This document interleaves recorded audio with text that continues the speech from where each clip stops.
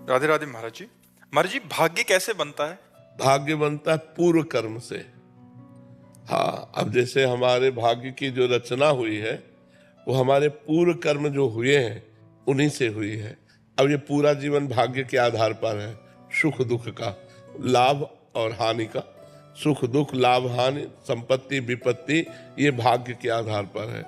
अब हम जो नवीन कर्म करेंगे ये अगला भाग्य बनेगा जाके। अब हम अच्छे कर्म करते हैं और हमें दुख मिल रहा है तो हमारे भाग्य में दुख लिखा है, लेकिन हम कर्म अच्छे कर रहे हैं तो अब हमारा अगला जो भाग्य बनेगा वो बहुत बढ़िया बनेगा। क्या भाग्य बदल सकते हैं इसी जन्म? बहुत भजन। भाग्य अगर बदला ना जा सके तो भगवान की प्राप्ति भाग्य में नहीं लिखी है, वो भजन बल से ही होती है। पर बहुत भजन, रात दिन भजन करे और बहुत अच्छे से चले तो पूर्व भाग्य को नष्ट करके हम भगवत प्राप्ति कर सकते हैं। क्या गुरुजनों की कृपा से भाग्य बदला जा सकता है? वो कृपा भजन ही है। अगर गुरुजनों की हम कृपा का सही रूप देखें तो सही आचरण और भजन तो हमारे ऊपर गुरु कृपा है, और अगर भजन साधन नहीं है तो फिर ऐसे गुरु कृपा भी नहीं होती। गुरु कृपा का मतलब है खूब परिश्रम करो, अच्छी साधना करो, खूब नाम जप करो और उसे मानो, अहंकार मत करो, उसे मानो कि गुरु की कृपा से, यही गुरु कृपा है। हरिवंश कृपा हरिवंश कहे, हरिवंश कहे हरिवंश लहे, हरिवंश सुलाभ सदा तिनके, सुख संपत्ति दंपति जो जिनके। आचार्य की कृपा, गुरु की कृपा, भगवान की कृपा से ही हमसे भजन होता है, और भजन से ही भगवान की प्राप्ति होती है। भजन से ही भाग्य बदला जा सकता है। भावी मेट सके त्रिपुरारी, एक रामचरितमानस में आता है कि भाग्य रेखा को मेट सकते हैं भगवान शंकर। यदि हम भजन करें तो भगवान शंकर हमारी रेखा को मेट सकते हैं जो गलत रेखाएं हैं। महाराज जी, आज यहाँ आके बताते हैं कि मांस मदिरा और अच्छे आचरण करने लग गए, नाम जप करने लग गए। महाराज जी, हमारे भाग्य में तो दुख था जो हम भोग ही रहे थे, संसार के भोगों को भोगते हुए। महाराज जी, ये कौन सी कृपा हुई, ये कौन सा भाग्य है कि एक लहर आई और हम संत संग का प्रभाव होता है ना, तो ये भगवान अहेतु की कृपा करते हैं। हाँ, अब मोहि भाव भरोस हनुमंता, बिनु हरि कृपा मिले नहीं संता। संत से जुड़ना मतलब भगवान की कृपा से जुड़ना। ये हमारे भाग्य में नहीं था, ये भाग्य में नहीं लिखा है। संत कृपा भगवान की कृपा के बाद होती है, और भगवान की कृपा का परिचय संत कृपा के बाद होता है। भगवान की कृपा हुई तो संत मिले, और संत मिले तब हमको पता चला कि हमारे ऊपर भगवान की कृपा है। विभीषण जी के पास जब हनुमान जी मिले ना, तभी तो उनको भरोसा हुआ। अब मोहि भाव भरोसा हनुमंता, बिनु हरि कृपा मिले नहीं संता। जो प्रभु मोहि अनुग्रह कीन्हा, तो तुम्हारी दरस दीना। आज संत दर्शन हुए तो पता चला हमारे ऊपर हरि की कृपा है। हरि की कृपा से संत दर्शन, और संत दर्शन संत कृपा से हरि की कृपा का अनुभव होता है। बिना भगवान की कृपा के सत्संग सुनने को नहीं मिलेगा, और सत्संग की कृपा के बिना सुधार नहीं होता। आज तक किसी का भी मत कीरति गति भूति भलाई, जब जे जतन जहां जे पाई, सो जानो सत्संग प्रभाव, लोकहु वेद न आन उपाऊ। लोक में वेद में कोई और उपाय नहीं है। सत्संग से गिरे हुए भी प्राणी को महान बना देता। सत्संग गिरे हुए प्राणी को महान बना। जो हिंसा करते थे, चोरी करते थे, जो सतमार्ग से नहीं बिल्कुल चलते थे, वो भी जब संत समागम में आए तो महात्मा बन गए। ऐसे कितने चरित्र बने हुए। तो संत समागम ही हमारे जीवन को उत्थान की तरफ ले जाता है। पर संत समागम उसी को मिलता है जो भगवान की कृपा का पात्र बन जाता है। जब भगवान कृपा, जब द्रवहि दीन दयालु राघव, तो साधु संगति पाइए। जब भगवान द्रवित होते हैं तो संत समागम मिलता है। जब संत समागम मिलता है तो हम अपनी बुराइयों को त्याग कर अच्छाइयों को ग्रहण करके चलते हैं। जब अच्छाइयों पे चलते हैं तब लगता है हमारे ऊपर भगवान की बड़ी कृपा है। महाराज जी, ये तो नए भाग्य की रचना हो गई, ऐसा लग रहा है। बिल्कुल बिल्कुल, हाँ बिल्कुल बिल्कुल। सत्संग में तभी तो मत कीरति गति भूति भलाई, जब जे जतन जहां जे पाई, सो जानो सत्संग प्रभाव। मतलब राक्षस बुद्धि होने पर भी देवत्व प्रदान कर दे सत्संग। ऐसा है कि यार हम तो बहुत गिरे हुए थे, जब से सत्संग सुना तब से हमारा उत्थान हो गया। तो सत्संग के शब्दों में पावर होता है। वो शब्द अंदर जाकर मथ डालते हैं और सारी गंदगी निकाल कर भगवान के योग्य से बना देते हैं। काजल जी दिल्ली से। राधे राधे महाराज जी। महाराज जी, अगर सब कुछ कर्मों के हिसाब से मिलता है तो महाराज जी प्रार्थना कब काम आती है? मैंने छोटे होते प्रार्थना की थी कि मेरी इच्छाएं पूरी हो, बट महाराज जी क्या प्रार्थना में कमी थी या भाग्य के अनुसार ही होता है, चाहे हम नहीं नहीं, प्रार्थना और भजन ये भाग्य से अलग चीज है। जब हम भगवान से प्रार्थना करते हैं तो भगवान हमारे कर्म को न देख करके वो अपनी कृपा से देते हैं। जैसे आदमी लेबरी कर रहा है तो उसकी नियत कीमत है 500 रुपया, 550 रुपया, लेकिन वो शाम के मेहनत करने के बाद, बाबूजी हमारी पत्नी को बड़ी परेशानी है, तो वो जो 5,000 दिए वो उसकी मेहनत के नहीं दिए, वो उसकी प्रार्थना के दिए कि भाई समस्या का समाधान हमने प्रार्थना से करवाया। तो हमारे भाग्य में तो जो लिखा है वो तो मिलेगा ही।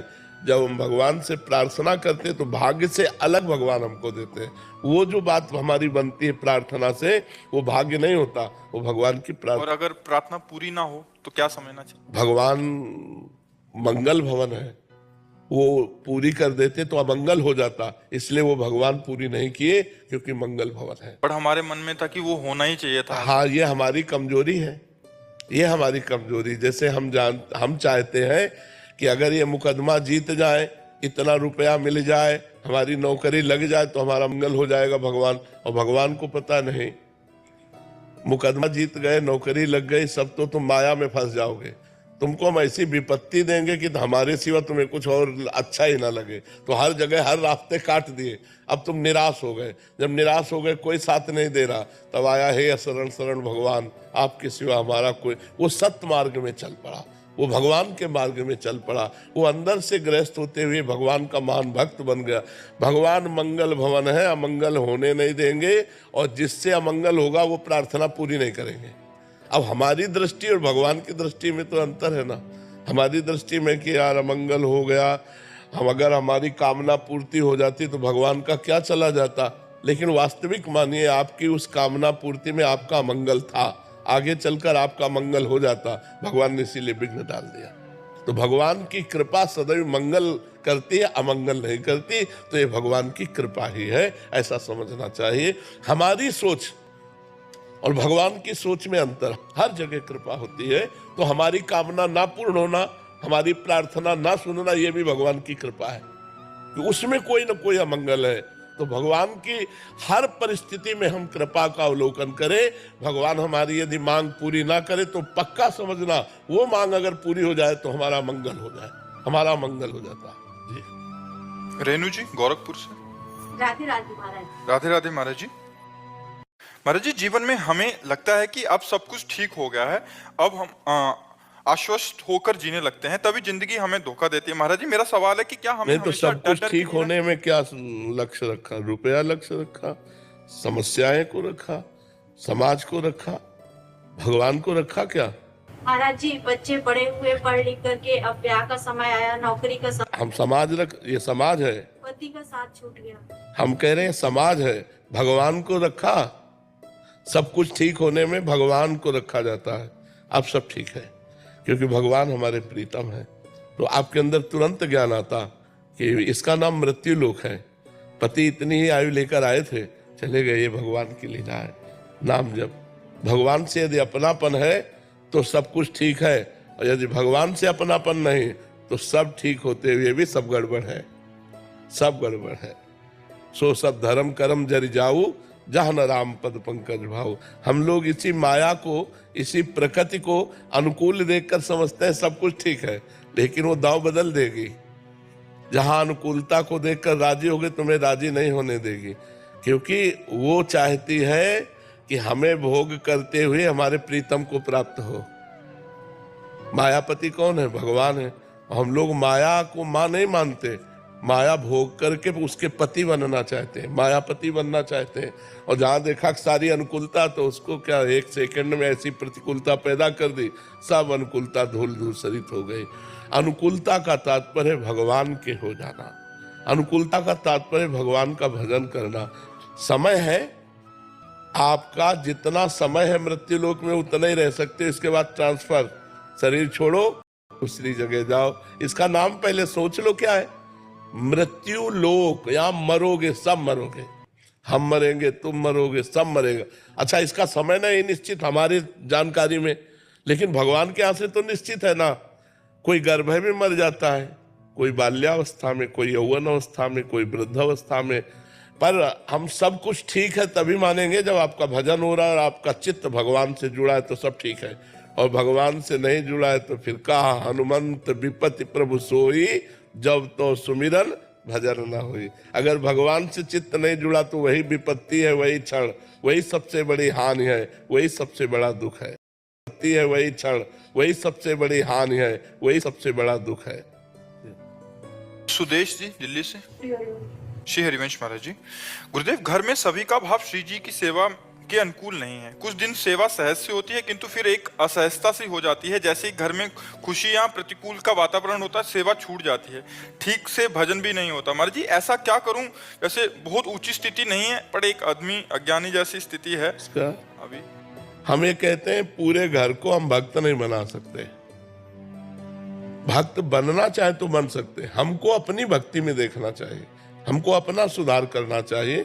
घर वाले जैसा करें, भगवान की कृपा, लेकिन हमको चाहिए कि हर परिस्थिति में भगवत सेवा, हर परिस्थिति में भगवत भजन। अगर शरीर से सेवा भी नहीं हो रही तो चित्त भगवान से जुड़ा हुआ है। हम सबको भगवान का भक्त नहीं बना सकते। ये बनना चाहे तो बन जाएंगे, अगर ना बनना चाहे तो हमारी ताकत नहीं कि हम किसी को एक बार राधा बुलवा सके, किसी को एक बार दंडवत करवा सके ठाकुर जी के सामने, हमारी ताकत नहीं।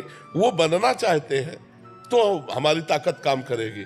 ऐसे ही आप मान लो भक्त हैं, आप चाहते हैं कि आपका पूरा परिवार भक्तिमय रहे, तो आपकी चाहना से पूर्ति नहीं होगी। परिवार भी यदि चाह करे कि मैं भक्त बन जाऊं तो बन सकता है, अन्यथा केवल हमारी चाह से थोड़ी हो सकता है। तो हमको क्या करना चाहिए? दुखी नहीं होना चाहिए।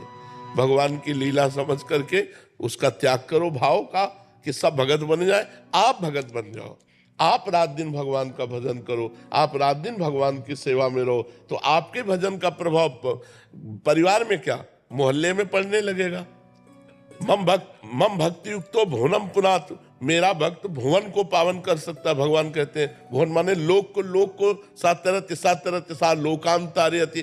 तो आप अपनी भक्ति को बढ़ाओ तो आपके परिवार में उसका रंग पड़ जाएगा। गुरुदेव, जैसे कोई ऐसी स्थिति आती है कि हम लोग गृहस्थ में इतने बिजी हो जाते हैं कि मतलब किसी चीज के लिए भी टाइम नहीं निकल पाता, बिल्कुल ही। उस समय इतना गिल्ट रहता है कि आज कुछ भी नहीं किया, आज नाम जप नहीं हुआ, आज सेवा नहीं। हमें लगता है कि नाम जप केवल माला के द्वारा ही होता है क्या? अगर रसोई बना रही राधा राधा राधा राधा, सोनी लगा रही राधा राधा राधा राधा राधा, रिश्तेदारों से मिल रही राधा राधा, हमें तो लगता है भजन करना बहुत बढ़िया आनंददायक विषय है। कोई भी कितना भी बिजी जीवन हो, भजन नहीं छोड़ा जा सकता। और अगर बिजी जीवन में भजन छूट गया तो आपको माया इतना बिजी रखेगी कि भजन कर ही नहीं पाओगे। एकांत में बैठ के उसका चिंतन होता है फिर माया का, वो आए थे उन्होंने ऐसा कहा, वो करना, इसके बाद ये करना, इसके बाद वो करना है, तो भजन किससे करोगी? मन और तन माया में लगे तो भजन किससे करोगी? तन माया के कार्यों में लगे और मन ठाकुर जी के चिंतन में लगे। सेवा छूट जाती है जैसे जिस दिन, तो फिर हाँ तो करो ना।